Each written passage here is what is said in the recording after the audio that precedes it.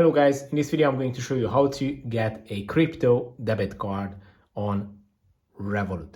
It's pretty easy to use. I'm going to show you step by step how to do it. Just open up the Revolut application, go to the home page, which is right here.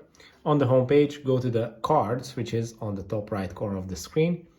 And you can select basically any of your cards, your virtual card, your physical card or platinum card, whichever card you have. It doesn't matter. Then select the card. It's going to show up this menu, and then go to settings. And in the settings menu, select the first option, which is spend from. If you choose this menu, you can select which wallet should the debit card charge. And basically, if you scroll down, you can find all your cryptocurrencies, and you can select the specific cryptocurrency. And from that point, anytime you pay with your debit card, it's going to use that specific crypto.